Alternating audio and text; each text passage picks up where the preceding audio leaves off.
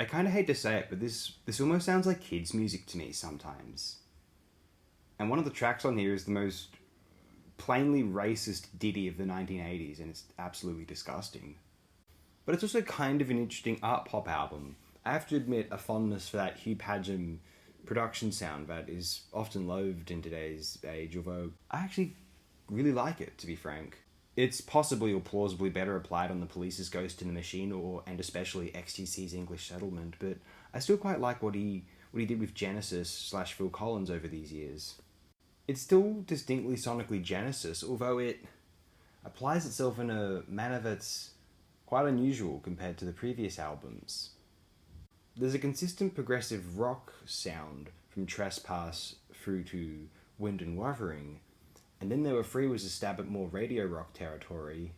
Duke is an art pop album, art rock even. Abacab is the same. I think the self-titled album abandons the art rock in lieu of emphasizing the art pop, obviously. There are times when I've believed that, wow, this album's really classy and involving and among the interesting Genesis albums, of which I consider most of the studio discography to be. But that's very difficult to do, and songs like Illegal Alien is horrible, and we can tarnish Illegal Alien all day, and ought to.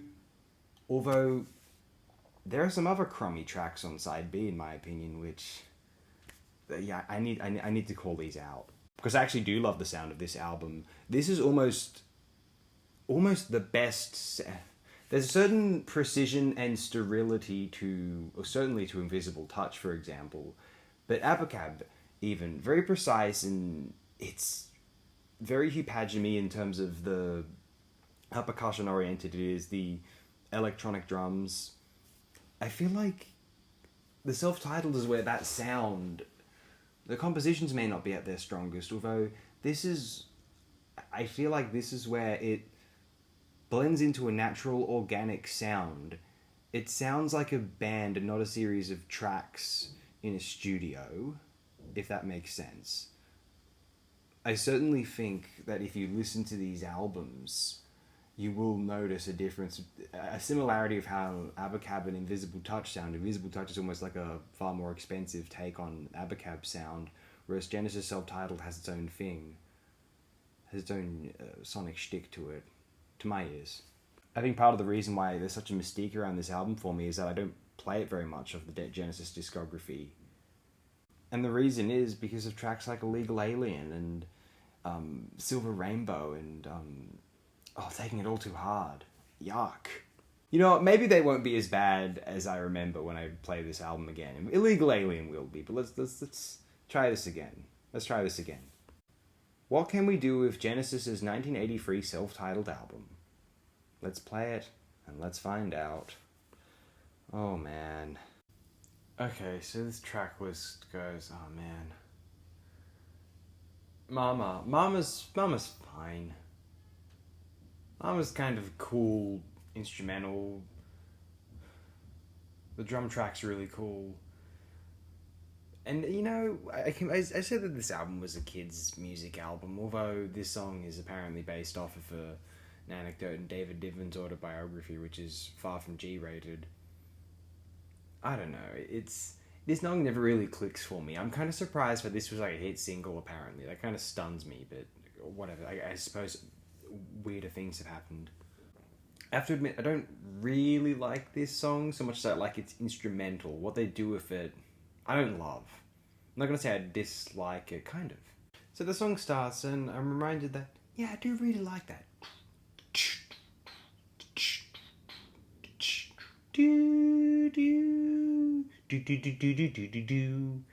But then I can hear you, it's like, there are times that I'm like, oh yeah, this is a cool Genesis song, and then there are times when I'm like, oh, this is another Phil Collins pop track. Ugh. It's a bit of both, and that's unfortunate. That's all. This is what I mean when I say this album sounds like kids' music to me. Some people think this is like a brilliant song and it evokes the greatness of Paul McCartney. Let's listen. I don't think this song would stand out if it was part of the Paul McCartney repertoire of the Beatles. or his own solo career slash Wings. I just don't think it would. I'm not convinced. Not in the general public, maybe to hardcore Paul McCartney fans, but not in the wider either. This is, I know you're a rock fan, you know, you're hearing this in the context of a prog rock slash art rock slash art pop slash new wave synth pop album. You hear this music hall track and you think, oh wow, this is really brilliant songwriting, and this is so melodic and blah blah blah. But I don't think it would, in the context of music hall, this would be considered cheap and fast food, I imagine. It's really, like, obvious, you know? Like, just the song, it just... And I don't even think this would stand out on one of the Tony Banks solo albums. I really like The Fugitive as it happens. It's got some classic numbers on there, and I don't think that's what would stand out as one of the very best of them, you know, compared to, you know, and the wheels keep turning, she is going away. Well, how about, at the edge of night, da da da da, da da da da, I see our face in the crowd.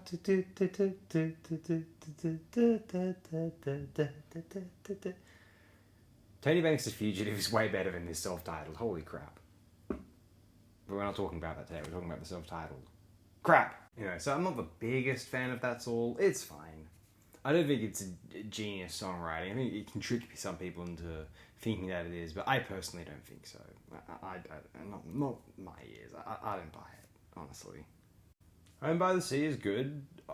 Old school Genesis fans tend to point out this in the next track, Second Home by the Sea, especially that one, as examples of Genesis in the 80s really making them happy, actually. I think they're good. I think they're fairly, dare I say, generic but satisfying stabs at the old Genesis art rock, prog rock sound. I appreciate both Home by the Sea and especially, yes, Second Home by the Sea is really cool and atmospheric. Dig them, yeah. Illegal Alien is an atrocity.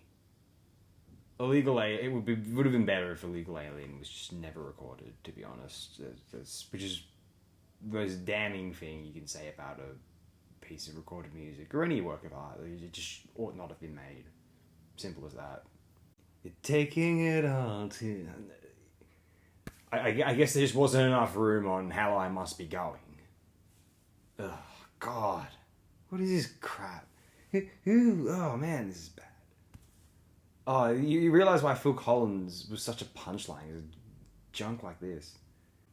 So I used to be confused, because I was into the Peter Gabriel era Genesis albums. I watched the old classic British sitcom The Young Ones, and early on, Rick Mayall makes a remark like, you know, I'm so bored, I have fun listening to Genesis. And I'm thinking, why wouldn't you? Selling Gone by the Pound, Landmines Down on Broadway, that's awesome. They're probably thinking of this self-titled Taking It All Too Hard crap. They might actually be thinking of like Duke Abracadabra or probably the prog stuff too. It was the punk era, post-punk era. But it was what it was. Great show though. Nothing changes about that. As terrible as like Ben Elton is, it doesn't change anything about the Young Ones. I got a name and I got a number. Sorry about that. I'm really sorry. This song's on. I used to think, just a jump to do is not too bad. Listening to it just now. It's so bad. It's terrible. Oh, man. Can we just say, I need to make a thing here. I have to announce something. What they did on that recent tour, that was not okay. Someone ought to have told Phil Collins that's elder abuse. That I'm not trying to be funny. That was not okay. It reminds me of how it seems like there's other powers persuading Brian Wilson and the rest of the Beach Boys to keep playing. They ought to have retired a long time ago. So, you know, them convincing Brian Wilson that he likes touring.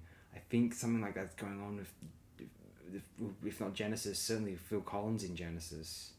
It's not okay, man. It's really not right. Silver Rainbow is so generic and boring. I mean, it relies on these not very interesting, you know, keyboard stabs. Do do do do do do do, and the dun dun dun dun dun dun dun dun dun dun Dun, dun, dun, dun, dun, dun. I just find it generic and not very interesting, to be frank. Not a very memorable song to me at all. But then, what is this corny nonsense? Reach out, hands in the air. I don't care. Get what they're saying. He'll have to really not care what they're saying for the last Domino tour. No, seriously. I actually really like the experiential art pop mood of this song. Similar, it's like a Mama that's actually working better than Mama. And I wish more tracks on the album had this mood to it. I'm gonna say I'm a fan of It's Gonna Get Better. And it might even be my favorite track on the album. I think this is actually where the sentimental Phil Collins crap of the 80s is actually fucking, dare I say, working for me. I'll admit it. I think this is a very moving and touching song.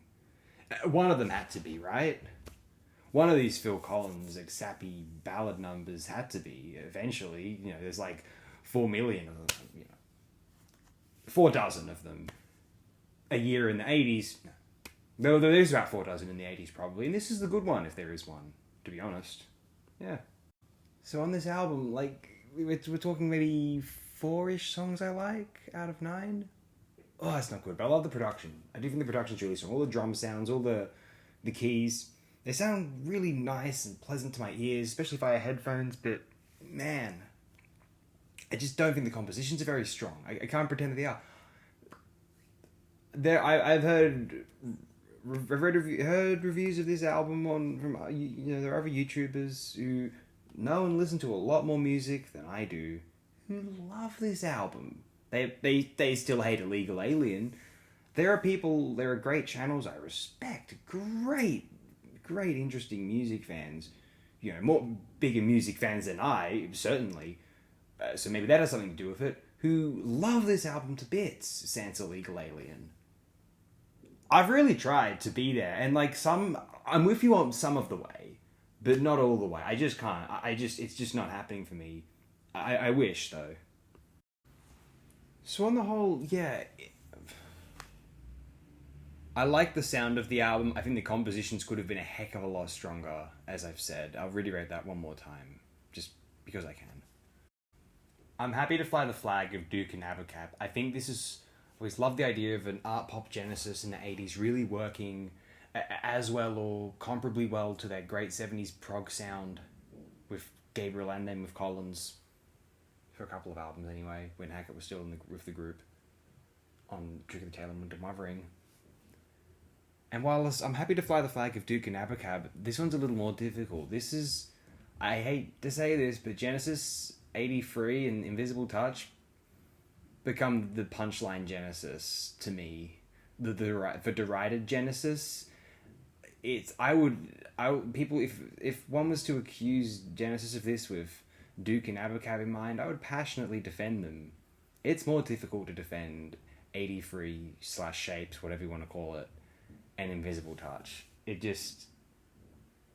all of the cliches and the criticisms which are thrown at Genesis in the 80s, I think the two albums that this is true of is Self-Titled and Invisible Touch. I would insist that Duke and Abacab don't deserve those criticisms to the same extent.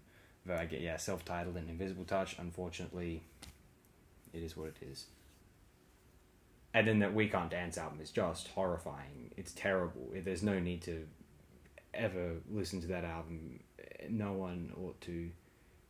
And that last one's really crap too. The one without Phil Collins, that's just, just generic rock music for, I'm not trying to make fun necessarily, but dad's hanging out in the garage on a suburban street, blasting this on an afternoon, calling all stations.